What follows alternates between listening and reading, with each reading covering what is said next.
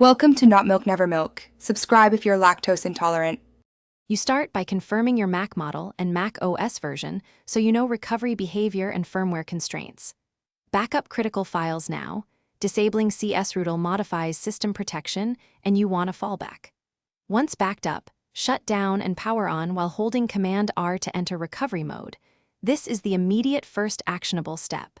Once in recovery, make sure you have a wired keyboard if wireless fails, and open Terminal from Utilities to proceed to the next commands.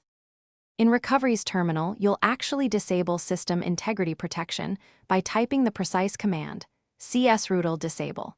You do this because SIP blocks modifications to protected system files. Disabling allows the upcoming changes you intend.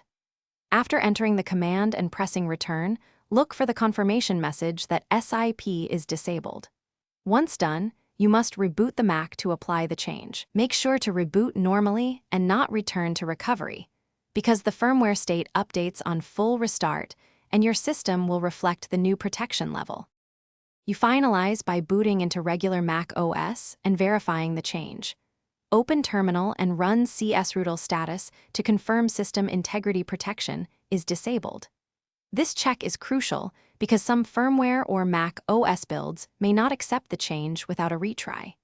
If the status does not show disabled, reboot into recovery and rerun Csrutil disable, then reboot again. Troubleshooting tip.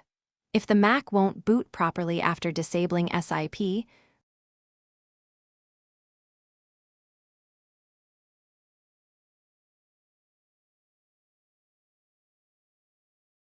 Thanks for watching. If this was helpful, leave a like and consider subscribing. See you next time.